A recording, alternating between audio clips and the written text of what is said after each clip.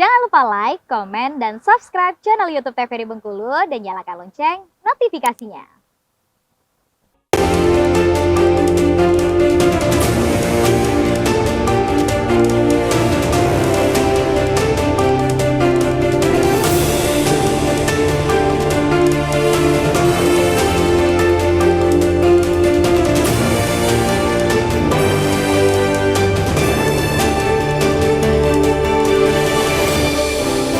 Terima kasih pemirsa TVRI Bengkulu, Anda kembali menyaksikan program acara Berendo, masih bersama saya Afriko Zuhri.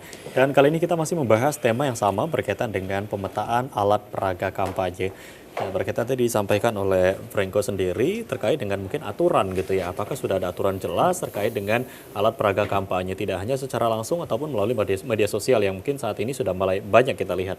Ini seperti apa nih Bang Anggi? Ya, di aturan sudah ya, di PKPU 15 bagaimana diubah melalui PKPU 20 tentang kampanye.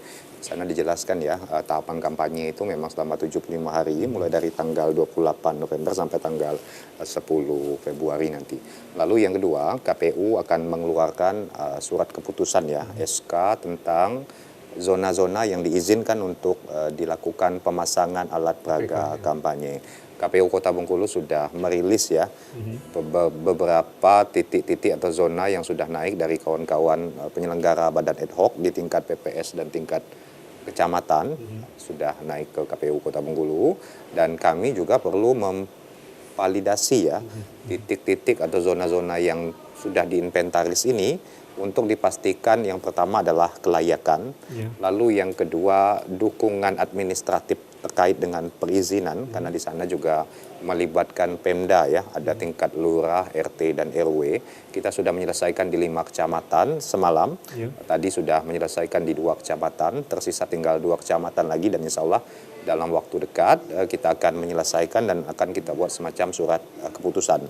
Dari jumlah zona yang akan kita SK-kan ini, itulah adalah zona-zona yang diizinkan ketika masa kampanye dimulai tanggal 28 November sampai 10 Februari untuk dilakukan pemasangan alat peraga kampanye. Alat peraga kampanye sesuai dengan peraturan PKPU itu diizinkan asal dia tidak bertolak belakang melanggar peraturan daerah masing-masing. Merujuk dari itu kita melihat ke belakang ada peraturan wali kota ya tentang tata letak ya dan zona hijau. Maka alat peraga kampanye ini tidak boleh dipasang di sembarang tempat. Misalnya dipasang di zona-zona trotoar, di badan jalan, di pulau jalan, di tempat-tempat ibadah, di tempat-tempat instansi pemerintah ketika dia masih dalam satu tempat itu juga tidak diperbolehkan. Dan zona ini juga diizinkan atau diperbolehkan dipasang di wilayah-wilayah privat atau pribadi atau wilayah-wilayah swasta ya, dengan catatan ada izin tertulis dari pemilik lahan dan pemerintah setempat, dalam hal ini RT atau RW. Ketika hal ini sudah fix, maka itu akan dilaksanakan sesuai dengan regulasi. Lalu yang kedua, yang pertama kita merujuk dari peraturan yang ada. Lalu yang kedua, kita juga harus mengindahkan estetika dan etika pemasangan. Misalnya alat peraga kampanye, spanduk, poster, itu juga tidak diperbolehkan misalnya dipaku pada pohon misalnya, itu juga tidak diperbolehkan. Walaupun dia dalam zona yang diizinkan, tetapi tidak boleh karena itu melanggar kaidah-kaidah etika, norma, dan estetika pemasangan.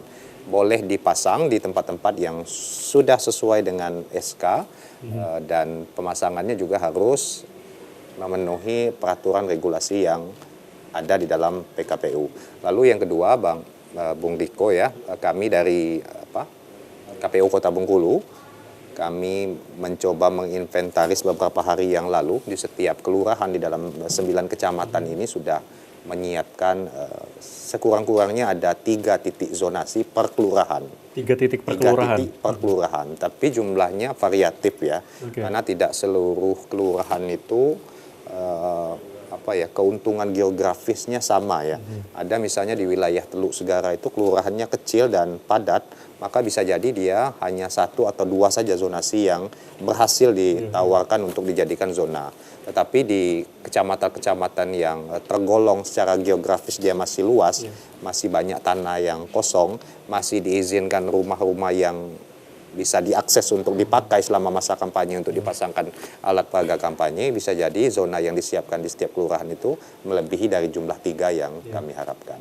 Oke, artinya memang untuk surat keputusan sendiri mungkin tinggal menunggu saat ini ya. Iya, Jadi finalisasi. menunggu bagaimana finalisasi nanti juga akan diterbitkan. Betul. Dan kalau kita bicara juga tadi terkait dengan wilayah privat, nah banyak juga mungkin yang bertanya ataupun kalau kita melihat untuk di calon legislatif itu sendiri, apakah diperbolehkan para calon ini memasang baliho di rumahnya sendiri? Karena mungkin kalau kita melihat sudah ada gitu ya. Nah ini masuk dalam wilayah privat tadi atau seperti apa? Ya, kalau dipasang di rumah ya, Iya, di rumah itu masih dalam wilayah privat ya.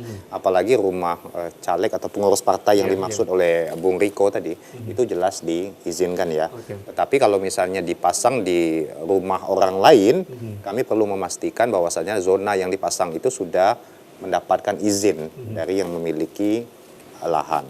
Oke, baik. Jadi memang ada izin terlebih dahulu gitu ya. Betul. Nah, sebenarnya kalau kita mengulas kembali gitu ya berkaitan dengan kampanye ini sendiri. Sebetulnya kampanye ini apakah menjadi suatu branding atau hanya menjadi suatu pelengkap dalam penyelenggaraan pemilu itu sendiri? Nah, kalau dari Riko sendiri seperti apa? Kalau dari Riko?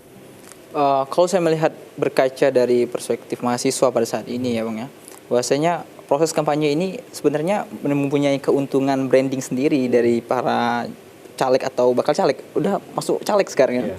Jadi mereka bisa membrandingkan diri mereka melalui kampanye ini. Keuntungan untuk membrandingkan diri sangat luar biasa.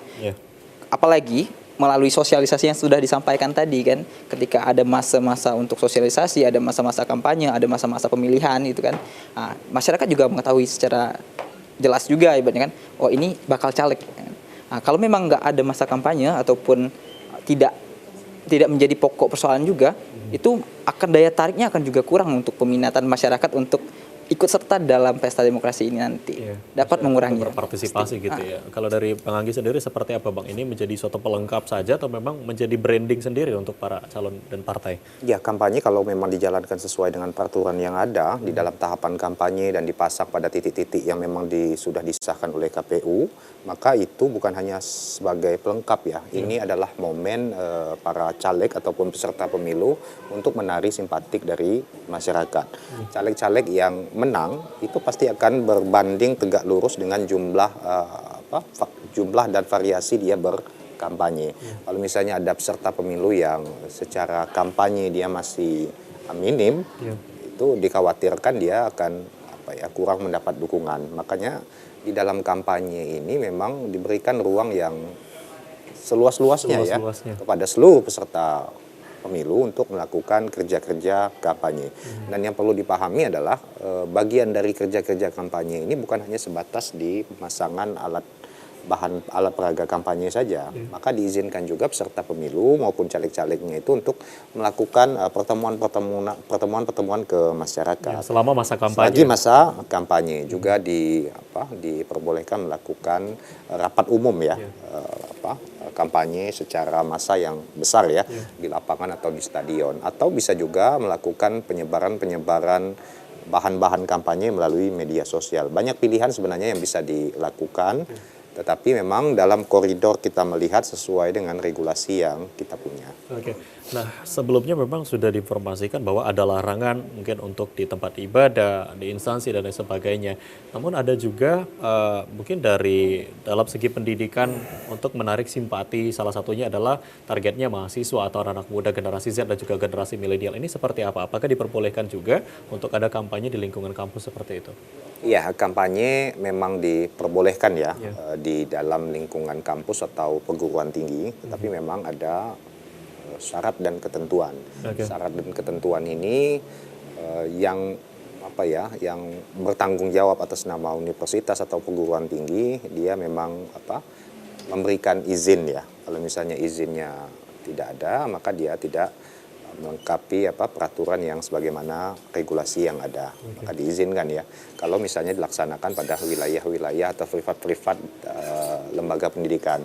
Tapi kalau misalnya kampanyenya ini untuk mahasiswa tapi dilakukan di wilayah-wilayah umum, di rumah-rumah kediaman mahasiswa, di wilayah-wilayah lingkungan, itu diperbolehkan. Oke, baik. Kita akan balik sejenak, nanti akan kita lanjutkan kembali.